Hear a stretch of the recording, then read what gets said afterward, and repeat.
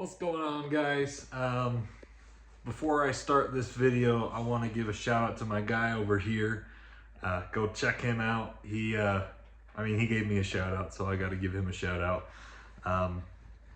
Yeah, he's an owner operator that does step deck, and he goes all over the place. This guy's crazy. But no, I've been following him for a while. He used to have a white Freightliner, and then he's now got a really nice Kenworth that he's running all over the lower 48. So go check him out. And dude, thanks to you guys. We're at like 2,200 subscribers now. That is awesome.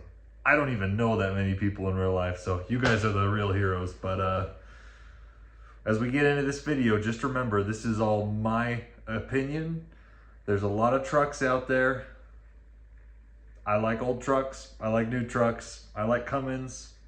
I like basically all trucks. But the type of truck you buy really depends on what kind of trucking you do. So anyways, let's get into it, and let's get into my experience with buying old trucks and buying new trucks.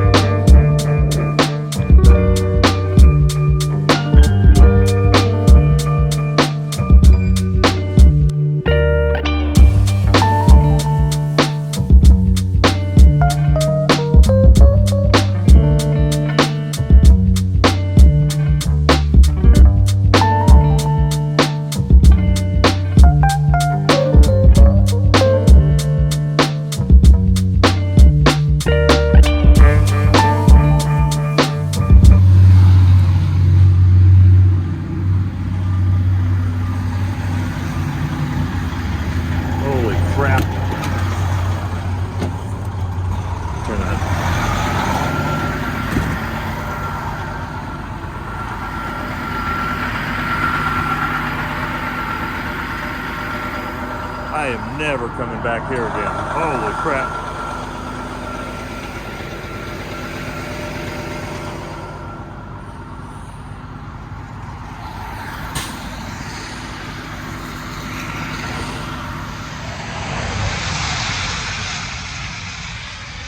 So, he had their guys come out and they stopped traffic for me, but there's a lip on the curb, so I kept getting high centered and I lost my traction.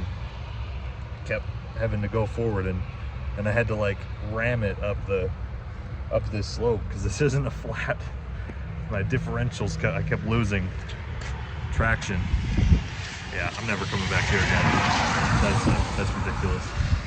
Maybe you can't tell from the camera, but this is like super sloped.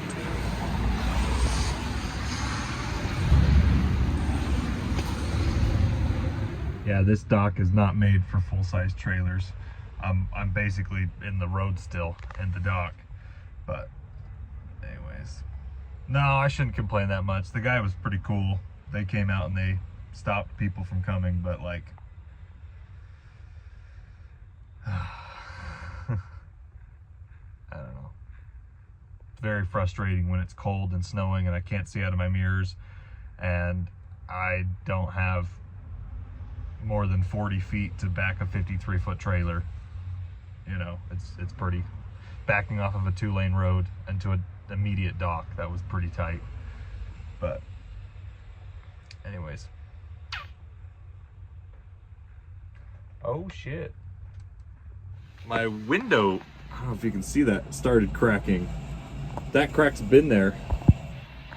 That crack's been there since I bought the truck, but it just barely started splitting, so that's not great. That's what happens, all your cracks from the summer, your chips, you know, they chip in the summer and then they really start cracking in the winter when it freezes. They expand and contrast. But luckily it's on the passenger side, so if it does keep cracking, it's not DOT. It's only DOT if it's in front of the driver. Doesn't look good, but yeah.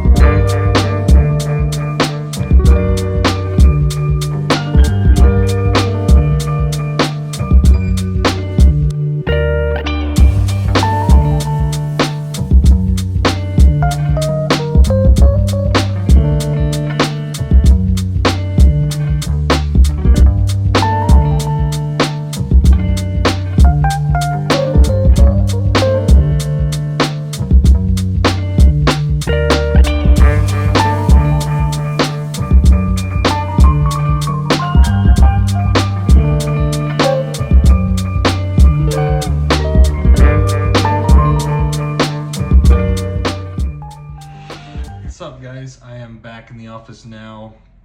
It is coming down outside. It is raining and snowing. I guess it's just karma for me saying we've had a mild winter. It's basically been snowing for a week straight now. But it's still warm enough. It's 34 degrees, so I mean, the roads aren't too bad. It's all melting right away. I feel like I need to defend myself a little bit. There was a lot of comments on my new truck tour. And if you guys want an update, we took the truck to Peterbilt. They did a couple sensors, and then also they're doing a, oh my gosh, injectors. They're cleaning the injectors. They're doing a bunch of filters. So basically what they're telling me is that it's all gunked up because it had biodiesel sitting in it for 1.5 years because the truck was sitting for over a year at the lot. And so the warranty's gonna clean it all up. They're gonna clean the injectors, do timing and adjustments, and the truck's actually done. I just need to go pick it up, which I totally forgot about, but I'll have it picked up today, so I can go get it. But yeah. So there's a lot of people that are saying I'm an idiot for buying another Paccar engine, which, you know, maybe I am, maybe I'm not. I don't know. Couple things, and maybe this will be the theme of the video. Maybe this will be more of a talking video. You know, maybe I'll do a whole discussion of old trucks versus new trucks, or Cummins versus Paccar.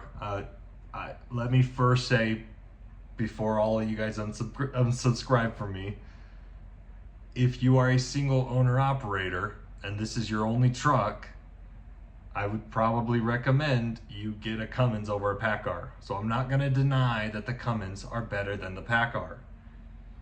Just want to say that out first. Most of my trucks have the Cummins engine, but we do have a couple Pacars. But, you know, it made me think, well, what are some reasons that you would buy a Paccar engine? There's always consequences to all of our choices and what we choose to do. But, like, you know, I think Paccar sold about 120,000 MX-13 engines last year, or in 2023. So they're not all as horrible as you think they are. You know, I've had just as many problems with them as anybody else has, but anyways, so I made a little list. I'm just gonna go through it really quick. First thing, and these are benefits that maybe you would wanna buy a Paccar engine. First thing is the extended warranty. If you get a 2017 to a 2022, those things come with a 7-year, 700,000 mile engine warranty. So if you have a catastrophic failure, Paccar will put a new engine in your truck. Second thing, fuel mileage. My Paccar engines get far better fuel economy than the Cummins. I mean, like, sometimes even another mile per gallon more. Cost, they're cheaper. Weight, they're lighter by about 700 pounds. You know, when it comes to having a fleet, those little numbers add up a lot more. Now, obviously, like I said, I prefer Cummins, but I'm not opposed to the Paccar. So anyways, especially if you're buying a new truck when it comes to Paccar or Cummins. But you know, I am a fleet owner. I have contracts. I have some of my dedicated lanes require that I have a 5-year-old or newer truck. Okay, so it's not, I don't know what that truck's going to be doing in 5 years. I don't know if I'm going to keep that truck for 5 years. I don't know if I'm going to sell it in 3 years. To be honest, I don't really know long term if that's a truck I want to keep. If it's a truck you want to keep long term, Cummins is probably better. But I don't know what I'm going to be doing with the truck in 5 years. So just because of that, short term, Paccar makes just as much sense as Cummins, and it's significantly cheaper. So you know, there's kind of my defense. But maybe like, you know, we could talk about like old trucks versus new trucks, because a lot of people have also said things in some of my other videos like, why don't you just have a bunch of old trucks that you restore because you don't have to have e-logs, you don't have to have emission problems. And we've done that before. We've gone down that road where we've had old trucks. I'm actually going to do a slideshow right here while I'm talking about this, because when we first started doing trucking, that's what we did. We bought a bunch of old beat up, clapped out trucks, and we restored them all. We put crate engines in them, we put new transmissions in them, we did the shock, suspensions, everything. And it was cool. Man, we had some freaking cool, fun trucks to drive. In fact, my favorite truck that we ever had was truck 1033. It was a 2002 Kenworth W900 that we had we did a crate engine in it. It made it so nice. 600 horsepower. Man, that thing was fun. And we used to pull heavy Rocky Mountain doubles up to 130,000 pound gross. So it was really fun to have those old trucks. We had 4, I think we had 4, maybe even 5 W900 Kenworths. We had a T800. We had a couple 378 Peterbilts and a couple 379s. And then the first year when they had the 389, we had one of those. Had so many problems that we actually got rid of that one. But we had a Western Star, we had 2 Freightliner FLDs, we had a Freightliner Columbia and a couple International 920s, and we've basically sold all these trucks. They just had too many problems. And the biggest thing when it comes to a fleet owner is the drivers really don't care about the things that I said earlier. You know, maybe you guys can argue in my comments. I'd work for somebody if they had old trucks. But I'm here to tell you, drivers that are just company drivers do not want old trucks. Okay, we've been through that before. In fact, my favorite truck, 1033, when we first got it, and we put a bunch of melon lights on it and the chicken lights, and we made it really nice. And at the time I think we had 7 drivers at the time. We were doing the rebuild on it, and this is a true story. We actually drew lots. If you don't know what a lot is, we did a raffle to see which driver would get the new W900. And this is a true story. The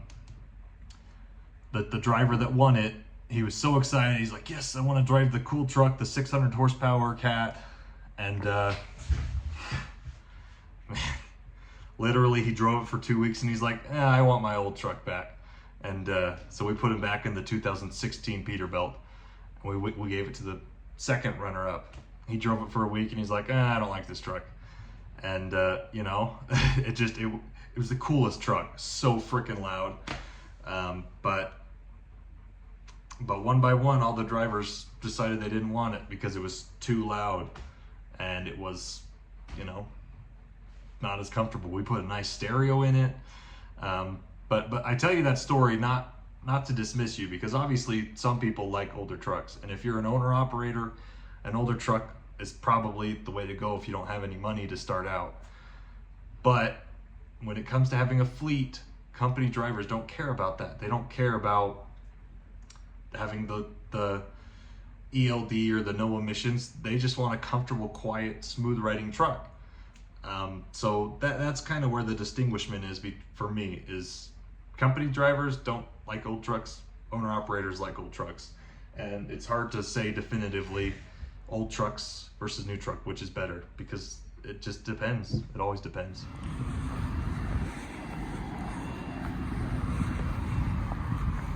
There she is.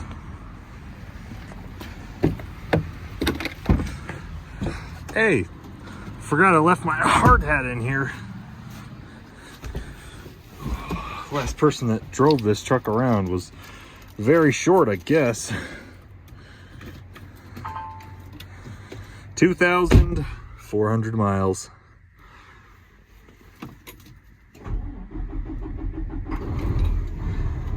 Oh. Yeah, well, just to wrap up, guys, you know, there's like 10 other trucks here, which I don't know if this is good for my point or not, but all the mega carriers are buying Paccar engines. All those Swift Kenworth trucks, they all have Paccars in it. All of the Peterbilts that all the major fleets have, they have Paccars. Again, I'm just emphasizing what I said so you guys don't start throwing rocks at me. I don't know if I'm going to own this truck for 5 years. I don't know what I'm going to be doing with this truck in 5 years. But I do know that I need it for at least 3 years.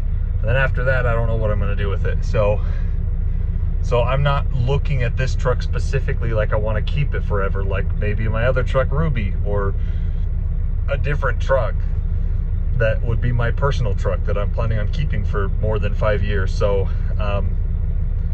Paccar, they do stand behind their trucks. They do have a lot of electrical issues, but they stand behind major malfunctions. So we're just going to run this truck till it starts having problems, and then at that point I'm going to decide if I want to keep it or not. So that's why I bought this truck. Stay classy, guys. I like old I like old trucks. I like new trucks. But don't kid yourself and think that either old trucks or only new trucks break down, because all trucks break down. And the difference is what can you handle? And on that note, we'll see you in the next video.